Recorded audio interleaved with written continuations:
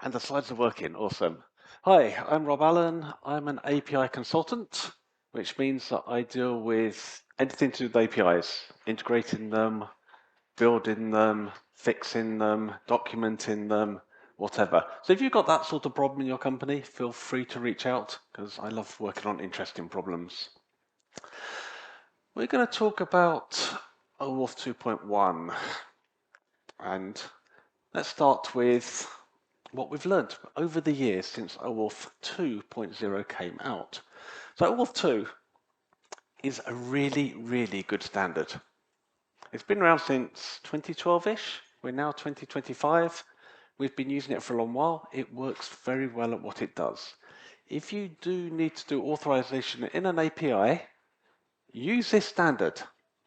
Don't invent your own standard. Use this standard. This standard is good. Fundamentally,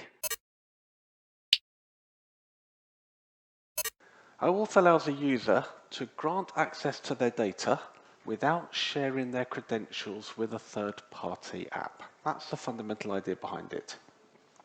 So let's start by talking about OAuth 2 itself. Short-lived tokens refreshed by the client. How do we get that token to the client? Let's look at that. Firstly, we have the concept of roles. This is a really key thing in OAuth. The idea that we've separated out the user from the API, from the client application, from the authorization server. They're all distinctly separate things. You can combine them together and put them in the same software package if you want to, but you don't have to. You can separate out the API and the authorization server completely independently of one another, and that's really powerful. The process of getting a token is called protocol flow. OAuth 2.0 came with 4 of them. So we had, they're also known as grants sometimes. But this is where the user logs in and we get the token to the API client to go and do the actual API calls. Let's start with the resource owner password credentials flow. This one was used for logging into first-party apps. So essentially, the application sends the username and password with the credentials and gets back a token directly. And from that point, you're going to use the token altogether. So we have our user. The user goes to the application. Here's my username and password. And the application sends that username and password to the authorization server, saying, give me a token. And the authorization server goes, here's a token. And then from then on, the application is going to send all its messages to the API using that token. Okay, nice and simple. Authorization code flow. Now this is the one that everyone thinks about when we talk about OAuth. It's the sort of common one, and it only works if you've got a secure back channel. Same basic idea. The user says to the application, I want to log in. The application says, you better give me a token then. At this point, you get redirected to the authorization server, which is owned by the API people, so that you can log in. So you now log in to the authorization server. The authorization server will then ask you, do you trust this application? And gives you a list of what we call scopes. What information do you want that application to have access to? As you as the user get to choose that for some definition of choose. And then you say yes. So the authorization server says to the application, here's a back channel. Sorry, here's an auth code. Now this is in the front channel. This is a redirect on the browser. So it's in your logs. So that authorization code, the application uses the back channel to say, give me a token, please.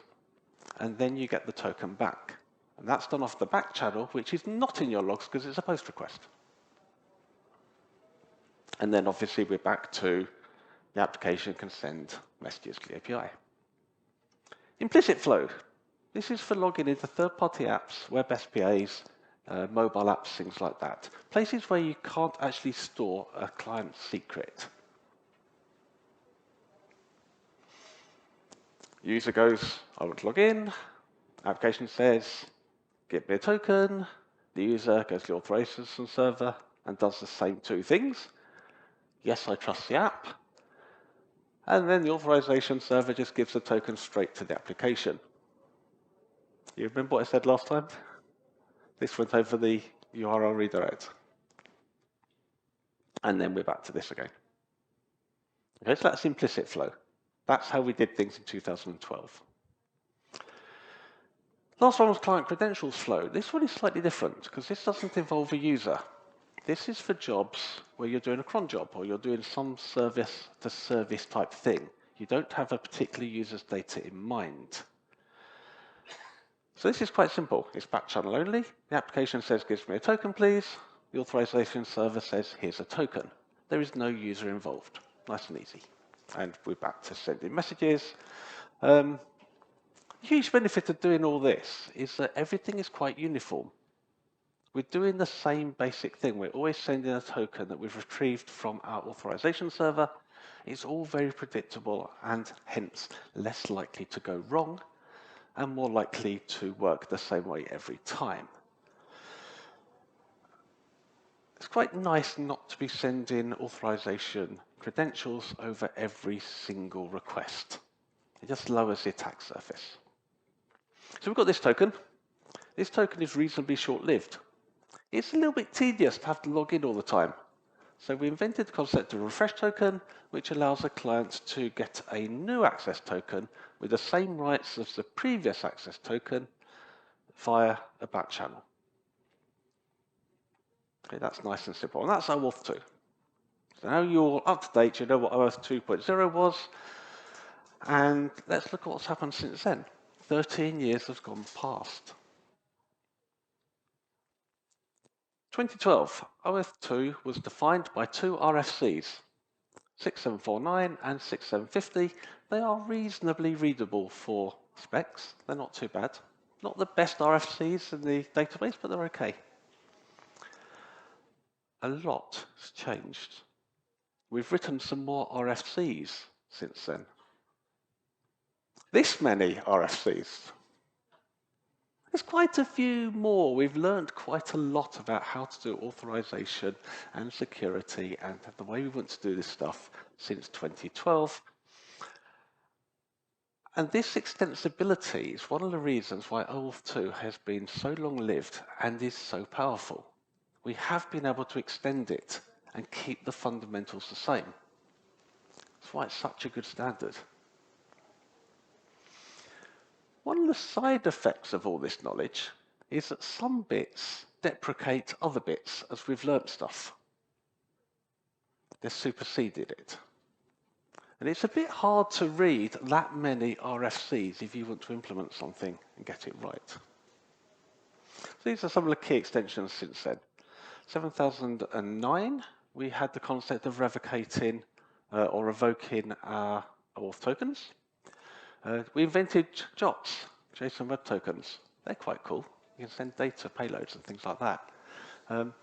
Authorization code without a client secret, PKCE, is an amazingly powerful technique that we've come up with.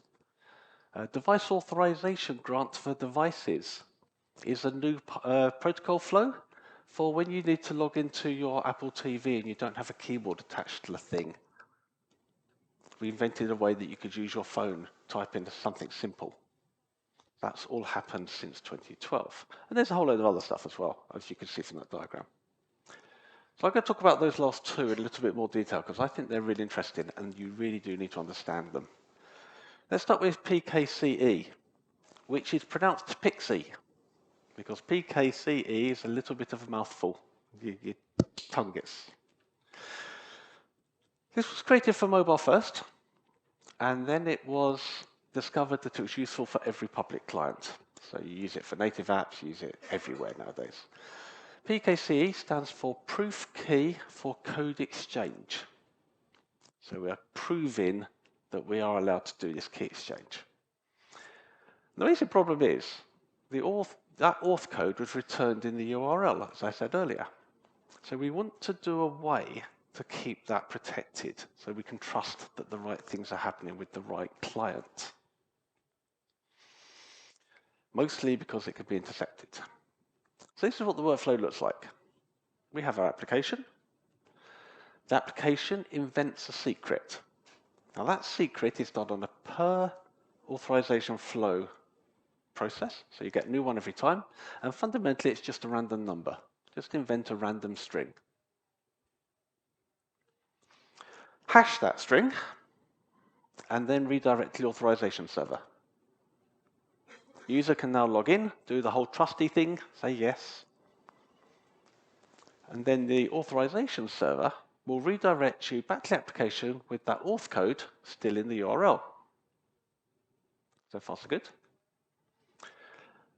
The authorization server will then, the application will then send to the authorization server the auth code it got along with the original secret it invented. So now the authorization server can hash the secret it's just received, check it with the one it got at the beginning. If they're the same, it's the same client, it wasn't intercepted. So now we can actually trust that the client that initiated the login is the same client that we're giving the access token to, and hence we can now have access to the API. That's PKCE PKCE. Device authorization flow separates the application that needs the token. The application that needs the token, the device that is running on, from the device where you do the authentication.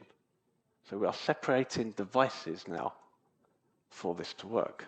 And say the obvious example is something like an Apple TV. So the user is going to start up the app on their device, their Apple TV or wherever it might be, and the device app has got a back channel to the authorization server, because it's on the TV thing. Requests a code, the authorization server will send back a URL and a special user code, some sort of unique number to type in. Usually, the app that's running on the Apple TV, your Netflix or your whatever it is, will display a QR code. So you can just use your phone to do the redirect, which very handily transfers you to the other device. So now you're on the other device, where you've got a browser, you log in, you do the you enter the user code, type the 4 digits in or wherever it might be, and then the device, that Netflix device running on your Apple TV, will then poll until the authorization server gives it a token. No need for an authorization code because we just did that in the device transfer bit, so the device app gets the token and now you can stream the latest version of the TV show. So that's another really cool thing we've invented. Some RFCs are called best practices, or best current practices is the actual term they use, because we get better practices over time. And 7900, 8653, and one currently in draft, which should get accepted in the next few months, are all about best practices for securing your OAuth process. If you're doing OAuth, if you're doing authentication and authorization with APIs, I highly, highly recommend that you read that top one at least. 7900 is amazing. It's extremely well written for an RFC. Not only does it tell you what the risks are and what the potential pitfalls might be, it also tells you how to mitigate them. It's a really, really good document. These are some of the things it recommends. Always use PKCE. Even if you're doing the authorization code via a secure app that's got a back channel, use PKCE anyway, because it will prove that it is the same device.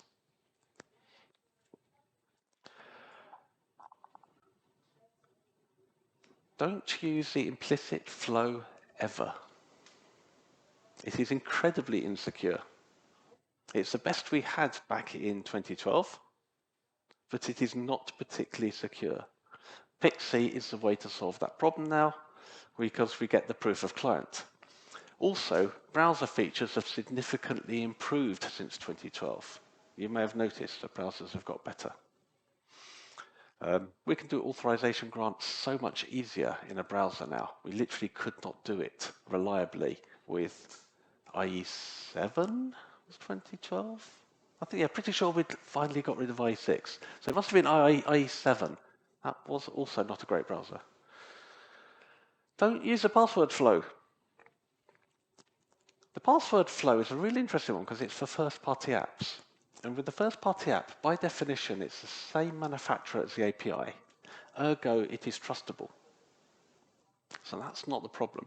The problem is that you're teaching your users that the login form and login process can be different depending on how you log into the website.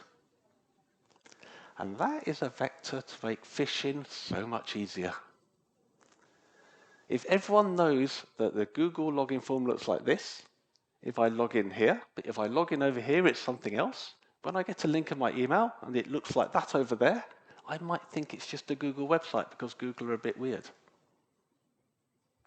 One way to log in generates the correct mindset, and that improves the security of the system. In addition, with password flow, you basically can't do multi-factor authentication. And if you're not doing multi-factor authentication in 2025, please get on that one too. That redirect URL, when we send the auth code back, the actual standard allows you to use a wildcard for things like the domain. Don't do that. Make it an exact match. Require the client to register the exact URL that you're going to redirect to from the server. This prevents interceptions, it prevents attacks on the auth code. We don't need access tokens in query strings anymore. This comes back to needing them for the implicit flow. That is no longer required. Never, ever, ever put a secret in a log.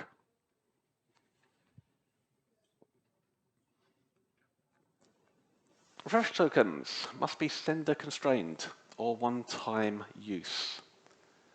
So if you've got a refresh token and it gets stolen, then two clients can use a refresh token to get a new access token, and now you've got a security breach. Try not to let that happen. Security breaches are a problem. If you've got one-time use case on your refresh code, the first client that does the refresh uses the refresh code to do the access token, get the new access token, gets their access token. Now that could be the attacker. So you've now started leaking data. But when the real client tries to refresh the access token, you will refuse it because it was a one-time use, and you will know it has been used. So you will know you have got a security failure. Half the problem is detecting that someone has got access. And one-time refresh codes give you the option and the ability to detect that you have a security breach. Super helpful.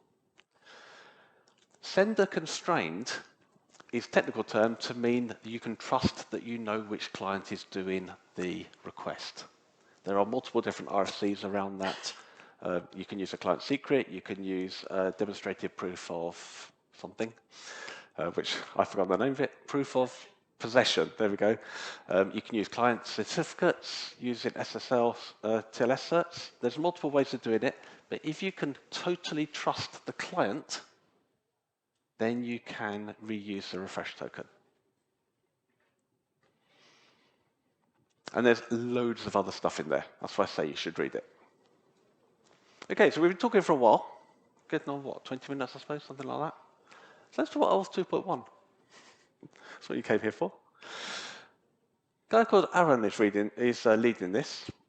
Aaron Parecki wrote a website called OAuth2simplified.net. If you're into OAuth 2, read that website because it's really well written. And the whole point of OAuth 2.1, my main goal, is to capture the current best practices with 2.0, as well as the well-established extensions under a single name. So this isn't a new protocol. It's a consolidation of 2.0's best practices. There's no new behavior. There's no experimental features, which is quite nice. All it does is simplify the specification as with this incorporation of best practices. We've learnt an awful lot since 2.0, so 2.1 will and is more secure because we are bringing in those learnings. So to a certain extent, this is a way to ensure that we have consistent best practice implementations across the industry. So everyone will be using 2.1. So if you see that this application is using 2.1, you know it is using best practices. There are only 3 flows now. There's the auth code with PKCE, there's the device authorization, and there's client credentials. That's all you need. Tokens are tightened up. You transfer only by an HTTP header or a post form body. Don't leak them. Sender constraints and one-time use for the refresh tokens. We refined the token management for shorter lifetimes and have rotation policies that we can now use. Redirect URLs, extract messages. State parameter is mandatory because it prevents CSRF. That's super helpful. It was optional before. We've renamed some things. So instead of native clients and mobile clients and web clients and stuff like that, we just have confidential client and public client. A public client only has access to a front channel. A confidential client has access to a back channel. So going forwards, if you're going to migrate to 2.1, you're going to review your current implementation, and you're going to remove the flows that are insecure. So you're going to make sure you're using PKCE with authorization flow. You're going to get rid of implicit flow. You're going to get rid of the first-party flow, the password one. You're going to remove them, and then you're going to secure your redirect URLs, and you're going to read that best practice document because it's really good. That's it. It's really, really simple. So a couple of other things about OAuth that you should probably be aware of because they will become more common in the future are these two. So RFC 9449 and RFC 8705 are both about improving the security of the bearer token through TLS in one case and through demonstrating the proof of possession in the other. So DPoP is about cryptographically binding the access token to a particular client, so it can't be used by another client. And TLS is you are binding it to a certificate. JWTs, we've got better processes there now. So we can do JOT profile for access tokens is a best practice standard. And JOT secured authorization requests allow us to sign the data in the authorization request so we can actually check it hasn't been tampered with because it's now signed request data. Related to that, we can now do rich authorization requests because we have got signed authorization requests. So we can have fine-grained specific authorizations for things like transfer of money. You can have an authorization request which specifies how much money is going to be transferred and release an access token solely for that one transaction. It can't be used for any other transactions. It relies on having secure requests for the data. Pushed authorization requests are related to that. You might not want to send that volume of money information via the front channel. So a pushed authorization request sends the information about the authorization request in the back channel and then does the OAuth flow based off it. So there's some really interesting stuff happening in something that you probably thought was fairly standard and boring stuff. Security is forever getting better. So I'm just going to leave you with this. Someone wrote, OAuth 2, that's last year's tech. We're ready for 2.1. Please adopt this stuff wherever you can. Thank you.